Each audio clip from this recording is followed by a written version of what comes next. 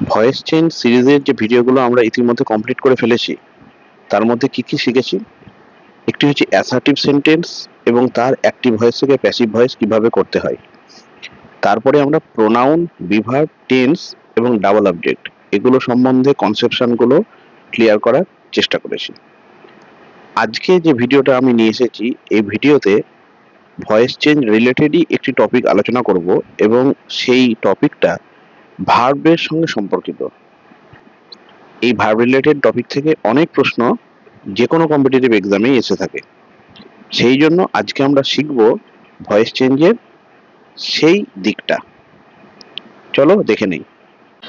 আমরা তো বিগত ভিডিওগুলো থেকে এইটুকু ধারণা অন্তত ক্লিয়ার করেছি যে ভয়েস চেঞ্জের প্যাসিভ করার সময় অ্যাসার্টিভ সেন্টেন্সের ক্ষেত্রে বি ভার্বের প্রয়োজন পড়ে, তাই তো? আজকে যে ভার্ব নিয়ে কথা বলবো সেই ভার্বটা শেখার আগে আমাদেরকে দুটো শব্দ একটু আগে জানতে হবে।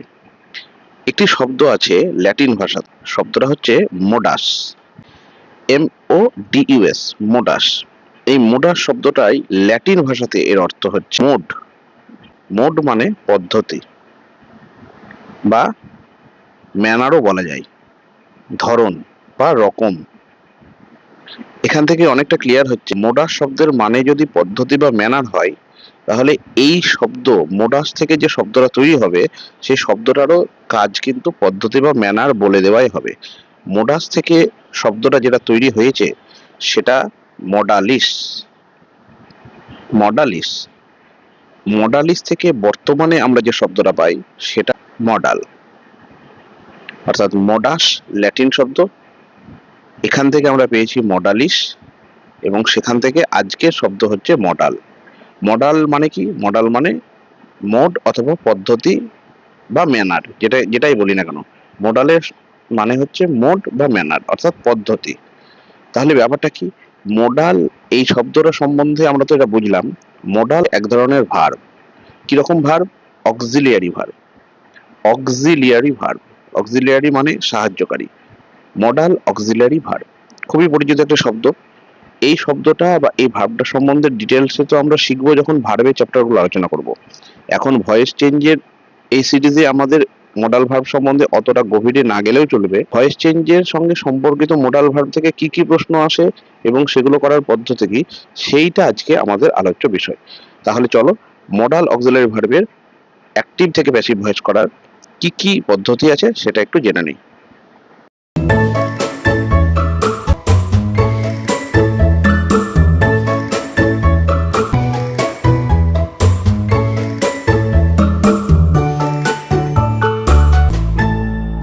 আচ্ছা, মডাল অক্সিলারি ভার্ব সম্বন্ধে আমাদের কতগুলো ধারণা পরিষ্কার থাকার প্রয়োজন আছে। যে বৈশিষ্ট্যগুলো রয়েছে তার মধ্যে অন্যতম প্রধান বৈশিষ্ট্য হচ্ছে, দেখো আমি 1 নাম্বার লিখলাম, অক্সিলারি ভার্ব তো অনেক রকমের আছে। বি ভার্ব হয়, ডু ভার্বও হয় এবং হ্যাভ ভার্ব, এগুলো আমরা অক্সিলারি ভার্ব বলে জানি।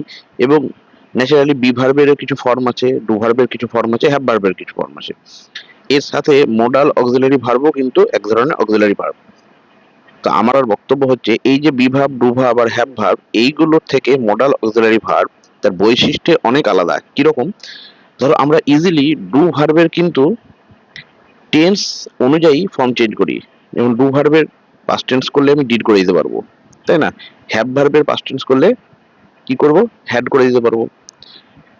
একই রকম ডু ভার্বের পার্সন এবং নাম্বার, অর্থাৎ সাবজেক্টটা কোন পার্সনে আছে এবং কোন নাম্বারে আছে সেটা অনুযায়ী কিন্তু আমরা চেঞ্জ করি। কখনো আমরা ডাজ করতে পারি, ইএস যোগ করি, কখনো ডুটা ডুই থাকে। একই রকম বি ভার্বের ক্ষেত্রে আমরা কখনো বিন ব্যবহার করি, দেখো চেঞ্জ হয়ে গেল। কখনো বা বি ভার্বের থেকে আমরা কি করি? বিং করি। তাহলে মূল ফর্মগুলো এগুলো, এগুলো থেকে আমরা কিন্তু চেঞ্জ হিসেবে এগুলো আমরা ইজিলি ব্যবহার করতে পারছি।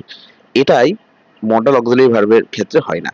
মডাল অক্সিলারি ভার্ব যেগুলো থাকে সেই ভার্বগুলোর সাথে এস, ইএস, ডি অর্থাৎ পাস্ট টেন্সে কখনো কখনো ডি ব্যবহার করা অথবা কোথাও কোথাও ইডি বা কন্টিনিউয়াস ফর্ম হলে আইএনজি, এগুলো ব্যবহার করতে পারি না।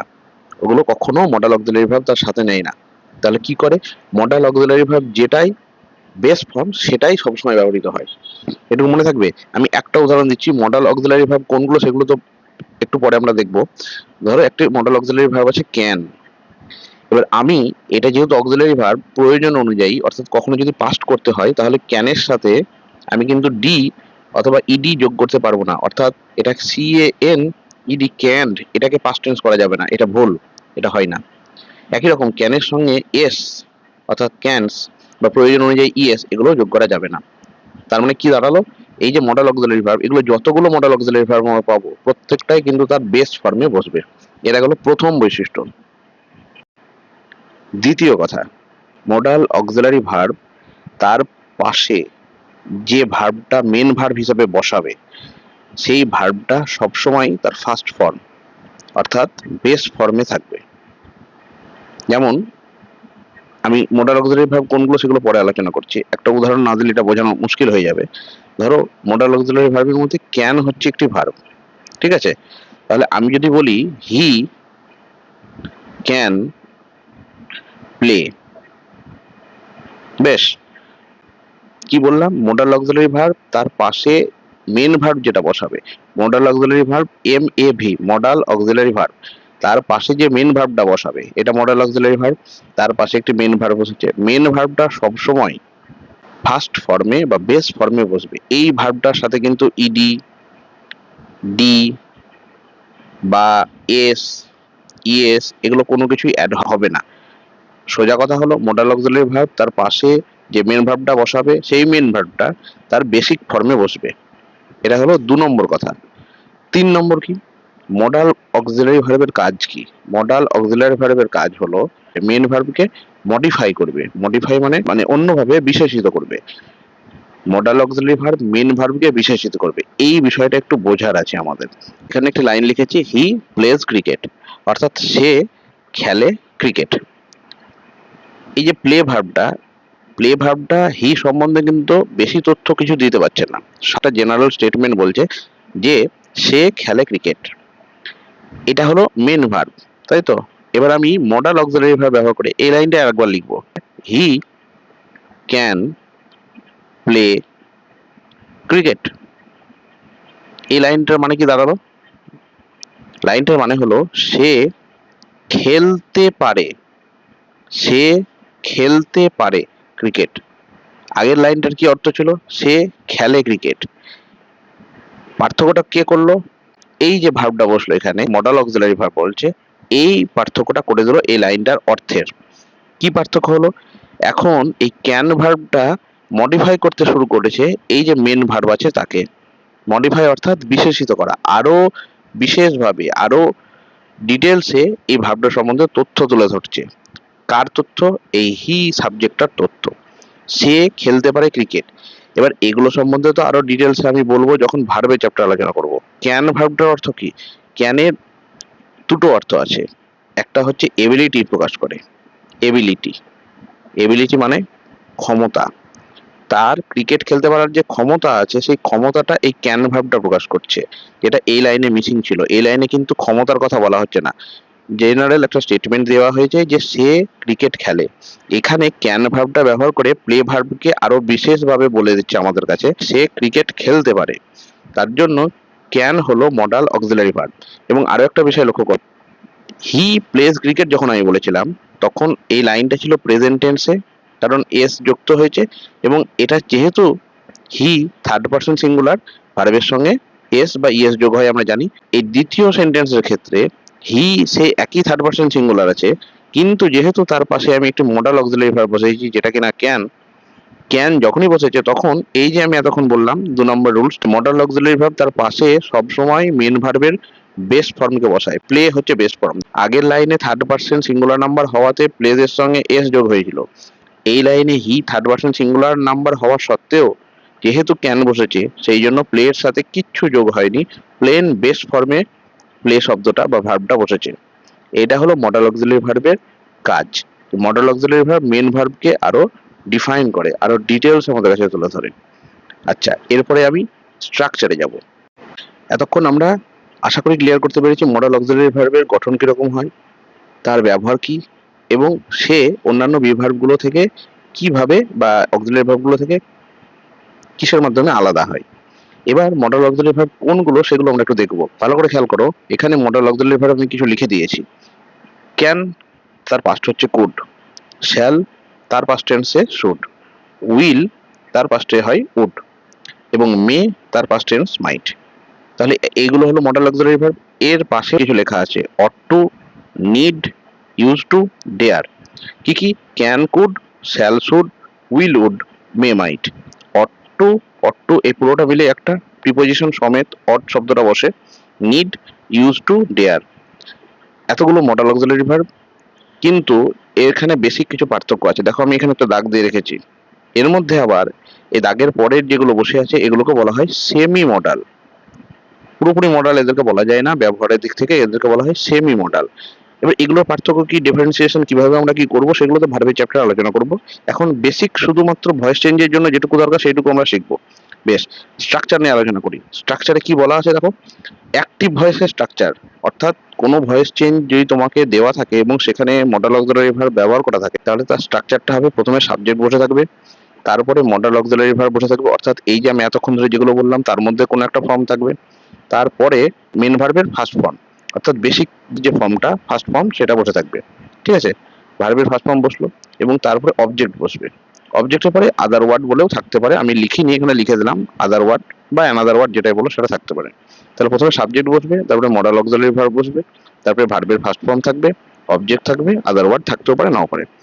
এক্সাম্পল গুলো একটু দেখি। হি ক্যান ডু দিস প্রজেক্ট, এগুলো সব কিন্তু অ্যাক্টিভ ভয়েসের ফর্ম। কি বলেছিলাম, সাবজেক্ট থাকবে, দেখো সাবজেক্ট আছে, মডাল অক্সিলারি ভার্ব ক্যান আছে, এই যে ক্যান, তারপরে মেন ভার্ব, মেন ভার্বের ফার্স্ট ফর্ম, ডু হচ্ছে মেন ভার্ব, তার ফার্স্ট ফর্মটাই আছে, কারণ ডু এর তিনটে ফর্ম যদি আমি ডু, ডিড এবং ডান, কোন ফর্মটা বসে আছে, ডু, তাহলে এটা ফার্স্ট ফর্ম। বেশ, তারপরে যেটা আছে সেটা হচ্ছে অবজেক্ট, আদার ওয়ার্ড এখানে নেই, কোনো ব্যাপার না, না থাকলে না থাকবে। পরের সেন্টেন্স গুলো একইভাবেই আছে। এই সেন্টেন্স গুলো ভয়েস চেঞ্জ আমরা কিভাবে করব সেটাই হচ্ছে আজকে আমাদের ভিডিওর আলোচ্য বিষয়। দেখে নেই চলো।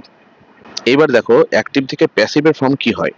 প্যাসিভ ফর্ম কি হচ্ছে, আমরা জানি অ্যাক্টিভ ভয়েসে যেটা অবজেক্ট থাকে তাকে সাবজেক্ট করে নিয়ে আসি, বেশ নিয়ে এলাম, তারপর মডাল অক্সিলারি ভার্বটা যেমন থাকে তেমনই তাকে আমাদেরকে বসিয়ে দিতে হবে, বসলো, এরপরে একটি বি এসে যোগ হয়, বি বসবে, এরপর মেন ভার্ব যেটা এতক্ষণ ছিল ফার্স্ট ফর্মে তার পাস্ট পার্টিসিপল ফর্ম অর্থাৎ V3 ফর্ম, যেমনটা ভয়েসের আগের নিয়ম আমরা শিখেছি ওই একই বসবে, এবং প্রিপোজিশন বাই বসাবো, তারপরে অবজেক্ট যেটা অ্যাক্টিভ ভয়েসের সাবজেক্ট ছিল তাকে আমি অবজেক্টের স্থানে নিয়ে যাব, এবং যদি আদার ওয়ার্ড থাকে তাহলে বসাবো, না হলে বসাবো না।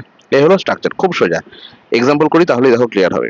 কি আছে, হি ক্যান ডু দিস প্রজেক্ট, তাহলে প্রথম কাজ কি, আমাকে অবজেক্ট খুঁজে বের করবো, অবজেক্ট হচ্ছে দিস প্রজেক্ট, আমি এই পাশে লিখছি, দিস প্রজেক্টটা এলো সাবজেক্টের ঘরে, দিস প্রজেক্ট লিখলাম। এরপরে কি বলেছি, যেটা মডাল অক্সিলারি ভার্ব থাকবে তাকেই বসাতে হবে, কোনটা আছে এখানে, ক্যান, ক্যান যেমন ছিল তেমন বসে যাবে, কোনো পরিবর্তন হবে না, দিস প্রজেক্ট ক্যান, ক্যানের পরে আমাকে একটি বি এসে বসাতে হবে, বি বসালাম, ক্যান বি, তারপর মেন যেটা ভার্ব থাকবে তার থার্ড ফর্ম বসাতে হবে, মেন ভার্ব কি, ডু, ডু ভার্বের থার্ড ফর্ম কি, ডু, ডিড এবং ডান, ডান বসিয়েছি। এরপরে অ্যাক্টিভ ভয়েসে যেটা সাবজেক্ট ছিল তাকে আমাকে অবজেক্ট করে আনতে হবে প্যাসিভে, অবজেক্ট করে নিয়ে এলাম হিম, হি প্যাসিভে অবজেক্ট হয়ে এলে হবে হিম, এবং তার আগে একটি বাই প্রিপোজিশন বসাতে হয়, বাই বসালাম, এবং শেষে ফুল স্টপ। প্রশ্নটা ছিল he can do this project, উত্তরে এলো this project can be done by him. খুব সোজা, একবারে আগের যা নিয়ম ছিল তাই, শুধু মডাল ভার্বটা বসার জন্য একটি বি বসবে এবং তারপরে ভার্বে থার্ড ফর্ম বসবে। মডাল অক্সিলারি ভার্ব যদি পাস্ট টেন্সে থাকতো, এখানে কুড থাকতো, অ্যাক্টিভ ভয়েসে যদি এটা কুডে থাকতো, তাহলে এখানে আমাকে কুড করতে হতো, ওটা অ্যাজ ইউজুয়াল যেমন টেন্সের নিয়ম হয় সেরকমই থাকবে। ঠিক আছে, দ্বিতীয়টা করি। You may help your father, একই ব্যাপার, মে আছে modal auxiliary verb may, your father object subject করে নিয়ে আসি, ইউর ফাদার, তারপর কি বসবে, মডাল অক্সিলারি ভার্বটা বসবে, বসালাম মে, এরপরে একটি বি বসে, বি বসালাম, এই যে বি, তারপরে কি বসবে, মেন ভার্বে third form, main verb help, help ভার্বে থার্ড ফর্ম কি, হেল্প, হেল্পড, এবং পাস্ট পার্টিসিপলও হবে helped, your father may be helped, by preposition বসে, তারপরে ইউ অবজেক্টিভের ঘরে গেলেও হয়ে যাবে you, complete. 3 number, she should respect his parents, এখানে ভুল লেখা আছে, এটা হিজ হবে না, হার হবে, she should respect her parents, answer কি হবে, হার পেরেন্টস অবজেক্ট সাবজেক্ট করে নিয়ে এলাম, হার পেরেন্টস, এরপর মডাল অক্সিলারি ভার্ব খুঁজবো। শুড আছে, শুডটা শুড থাকবে, আর পেরেন্টস শুড। এরপরে বি বসাতে হবে। মেন ভার্বে third form, main verb respect, তার third form respected, respected by she, অবজেক্টের স্থানে গিয়ে হবে কি her, her parents should be respected by her. হলো 4 নাম্বার। দা এখানে ভুল আছে, এটা দা হবে না, এটা দিয়ে হবে, টাইপিং মিস্টেক হয়ে আছে। They would collect notes all the time. কোনটা ভার্ব? কালেক্ট। কি কালেক্ট করে? নোটস। তাহলে নোটস অবজেক্ট ছিল, সাবজেক্ট হয়ে এলো নোটস, মডাল অক্সিলারি ভার্ব বসবে, তারপর উড, তারপরে বি বসবে, উড বি, মেন ভার্বে third form collected by, they অবজেক্টে গিয়ে হবে দেম। এবং এরপরে দেখো অল দা টাইমস, এটা ছিল অ্যানাদার ওয়ার্ড, বাড়তি অংশ, এটা যেমন ছিল তেমনই বসে যাবে, অল দি টাইমস। এই হলো মডাল অক্সিলারি ভার্বের অ্যাক্টিভ থেকে প্যাসিভে করার ফর্ম। এবার এখানে বলে রাখি আমি, ছোট ছোট কিছু কিছু বিষয় আছে যেগুলো আমাদের জানতে হবে, কিন্তু আজকের এই ভিডিওতে আমরা শিখবো না, এটা নেক্সট পার্ট যেটা নিয়ে আসবো মডাল অক্সিলারি, সেখানে আমরা বিষয়গুলো আলোচনা করবো। কেমন? এই যে শুডটা বললাম, শুড কি বললাম? শ্যালের পাস্ট টেন্স হিসেবে শুড ব্যবহৃত হয়। শুডের আরেকটি অর্থেও কিন্তু আমরা ব্যবহার করি, সেটা নেক্সট ভিডিওতে দেখবো। এইবার অ্যাক্টিভ ভয়েসেই মডাল অক্সিলারি ভার্বের আরো একটি স্ট্রাকচারে সেন্টেন্স থাকতে পারে, সেটাও একবার দেখে নেই। দেখো, এই প্রথম স্ট্রাকচারটা তোমরা শিখলাম, সাবজেক্ট থাকবে, মডাল অক্সিলারি ভার্ব থাকবে, ভার্বের ফার্স্ট ফর্ম থাকবে, অবজেক্ট থাকবে, এটা তো শিখলাম। এবার এই স্ট্রাকচারটা লক্ষ্য করো, এখানে অ্যাক্টিভ ভয়েসেরই রূপ হবে, তার সাথে কিন্তু হ্যাভ থাকবে। অর্থাৎ প্রথমে সাবজেক্ট থাকবে, তারপরে মডাল অক্সিলারি ভার্ব বসবে, তারপরে একটি হ্যাভ থাকবে এবং ভার্বের থার্ড ফর্ম। অর্থাৎ বিগত ভিডিওগুলোতে যা দেখে এলাম, সেখানে কি হচ্ছিল, শুধুমাত্র প্যাসিভ সেন্টেন্সে এসে মেন ভার্বের থার্ড ফর্ম বসছিল। এখানে কিন্তু অ্যাক্টিভ ভয়েসেই মেন ভার্বের থার্ড ফর্ম বসে থাকবে। কেন? অ্যাক্টিভ ভয়েসে মেন ভার্বের থার্ড ফর্মের আগে হ্যাভ আছে, লাইনটা পারফেক্ট হচ্ছে, এবং সেই জন্য অ্যাক্টিভ ভয়েসের মেন ভার্বটা থার্ড ফর্মে চলে আসছে। এটা দেখে কিন্তু ভুল করলে চলবে না যে ওটা প্যাসিভ ভয়েসে আছে। আমরা দেখবো প্রথমে সাবজেক্ট আছে, তারপরে মডাল অক্সিলারি ভার্ব আছে, এবং তারপরে হ্যাভ থাকবে, তারপরে গিয়ে থাকবে মেন ভার্বের থার্ড ফর্ম এবং অবজেক্ট বা আদার ওয়ার্ড যদি থাকে সেগুলো। এটা হচ্ছে অ্যাক্টিভের ফর্ম। এটা বলার উদ্দেশ্য আমার আরো একটি, দেখো আমি প্রথম যে ভিডিওটা কনসেপশনে করেছিলাম ভয়েস চেঞ্জের, সেখানে কেন বলেছিলাম বারবার যে সাবজেক্ট এবং অবজেক্ট, সেইগুলোর স্থান এবং সেগুলোর ইউজ, এটা আমাদের যদি কনসেপশন ক্লিয়ার না হয়, তাহলে কিন্তু প্রতিটা ধাপে এসে আমাদের আটকাতে হবে। যে কারণে এই হ্যাভ যুক্ত কোনো সেন্টেন্স যে অ্যাক্টিভ ভয়েসে আছে না প্যাসিভ ভয়েসে আছে, সেটা তো কোনো কোশ্চেনে লেখা থাকবে না, যেটা আমাদেরকে পড়ে বুঝে বের করতে হবে। কি করে বের করব? আমি দেখব সাবজেক্টের ঘরে যে বসে আছে, সে ওই ভার্বটা ডুয়ার কিনা, অর্থাৎ সে ওই কাজটা করছে কিনা। যদি ডুয়ার সাবজেক্টের অংশে বসে থাকে, তখন আমি ধরবো সেই ভয়েসটা হচ্ছে অ্যাক্টিভ ভয়েসে আছে। এই কারণেই আমি প্রথম ভিডিওতে এটা ক্লিয়ার করার চেষ্টা করেছিলাম। এখানে দেখো যে অ্যাক্টিভ ভয়েস, অথচ সেই ভয়েসে হ্যাভ বসছে এবং পারফেক্ট হওয়ার জন্য মেন ভার্বে থার্ড ফর্ম বসছে। বেশ, এটা অ্যাক্টিভ ভয়েসের ফর্ম থাকবে। তার আগে আমরা এই ধরনের স্ট্রাকচারে একটা সেন্টেন্স লিখি, তাহলে বিষয়টা আরো ক্লিয়ার হবে। ধরো এরকম আছে, he can have eaten all mangoes daily. এরকম একটা লাইন আছে। বেশ, এই সেন্টেন্সটা দেখে আমি বুঝতে পারবো যে অ্যাক্টিভ ভয়েসে আছে, কারণ ইটেন মেন ভার্ব করছে, হি কোথায় বসে আছে? সাবজেক্টে, অর্থাৎ ডুয়ার সাবজেক্টে আছে। সেই জন্য আমি বাকি কোনো অংশ দেখি আর না দেখি, এই লাইনটা আমি কিন্তু কনফার্ম অ্যাক্টিভ ভয়েসে আছে। এবার দেখো, অ্যাক্টিভ ভয়েসে হওয়া সত্ত্বেও এখানে হ্যাভ বসেছে এবং মেন ভার্বে থার্ড ফর্ম বসেছে। থার্ড ফর্ম দেখে গন্ডগোল করলে চলবে না। এটার প্যাসিভ করব। প্যাসিভ করার কি? খুব সোজা, সিম্পল। আগের যে স্ট্রাকচার দেখেছি সেটাই, শুধু একটা বিন এসে যুক্ত হবে। প্রথমে অবজেক্টকে সাবজেক্ট করে নিয়ে আসবো প্যাসিভে, এরপরে মডাল অক্সিলারি ভার্বটা যেমন ছিল তেমন বসে যাবে, তারপরে হ্যাভ যেমন ছিল তেমন বসবে, তারপরে একটি বিন শব্দ এসে অ্যাড হবে। ঠিক আছে? এরপরে মেন ভার্বের থার্ড ফর্ম। অ্যাক্টিভ ভয়েসে মেন ভার্বের থার্ড ফর্ম ছিল, প্যাসিভ ভয়েস ভার্বের থার্ড ফর্ম হবে। কেন হবে? কারণ ওই যে পারফেক্টে আছে, পারফেক্ট থাকলে তারপরে ভার্বের সবসময় থার্ড ফর্ম হয়, পাস্ট পার্টিসিপল ফর্ম হয়, সেটা বসবে, তারপরে বাই বসে এবং সাবজেক্টটা অবজেক্ট হয়ে চলে আসে। করে দেখি। He can have eaten all mangoes daily, আমরা পেলাম ভার্ব হচ্ছে, মেন ভার্ব হচ্ছে ইটেন, কাজটা করছে কে, হি অর্থাৎ সাবজেক্ট, এবং অল ম্যাঙ্গোস কি খাচ্ছে, আম, তাহলে অল ম্যাঙ্গোস হচ্ছে অবজেক্ট, ওকে আমি সাবজেক্ট করে নিয়ে আসবো, অল ম্যাঙ্গোস বসলো। এরপরে মডাল অক্সিলারি ভার্ব যেমন ছিল তেমন বসে যাবে, এটা মডাল অক্সিলারি ভার্ব, ক্যান বসিয়ে দিলাম, হ্যাভ যেমন ছিল তেমন বসে যাবে, হ্যাভও বসিয়ে দিলাম, তাহলে দেখো ক্যান বসলো, হ্যাভ বসলো। এরপর বিন এসে যুক্ত হবে, ক্যান হ্যাভ বিন, এই শব্দটা আমাকে এক্সট্রা আনতে হচ্ছে, নিয়ে এলাম। মেন ভার্বে থার্ড ফর্ম, মেন ভার্বে থার্ড ফর্ম তো অ্যাক্টিভ ভয়েসে ছিলই, ওটাই বসে যাবে, ইটেন, ওটাও বসলো। তারপরে একটি বাই প্রিপোজিশন বসে, সেটা বসালাম, অ্যাক্টিভ ভয়েসের সাবজেক্টকে আমি প্যাসিভ ভয়েসে অবজেক্ট করে নিয়ে গেলাম এবং চেঞ্জ হয়ে গেল, হিম হলো। এরপরে পড়ে থাকলো কি, এক্সট্রা ওয়ার্ড, সেই এক্সট্রা ওয়ার্ডটাকে আমি বসিয়ে দিলাম। অ্যান্সারটা কি হলো, all mangoes can have been eaten by him daddy. এই স্ট্রাকচারটা দেখার উদ্দেশ্য নেই, মডেল অক্সিলারি ভার্ব শুধুমাত্র যে এই স্ট্রাকচারে থাকে তা নয়, হ্যাভ এবং ভার্বে থার্ড ফর্ম যুক্ত স্ট্রাকচারেও পরীক্ষার আসতে পারে। এটাই ছিল আজকের টপিক, এবং আশা করি মডেল অক্সিলারি ভার্বের বেসিক যে ধারণাগুলো এবং বেসিক যে কোশ্চেন বা ফরম্যাটগুলো সেগুলো আমি এই ভিডিওতে ক্লিয়ার করার চেষ্টা করেছি এবং হয়তো বা কিছুটা পেরেছি। এরপরেও মডেল অক্সিলারি ভার্ব কিন্তু শেষ হয়নি। মডেল অক্সিলারি ভার্বের ভয়েস চেঞ্জ অর্থাৎ অ্যাক্টিভ থেকে প্যাসিভ করার ক্ষেত্রে আরো সূক্ষ্ম সূক্ষ্ম কয়েকটি বিষয় পড়ে থাকলো, সেগুলো আমরা নেক্সট কোনো ভিডিওতে আলোচনা করব।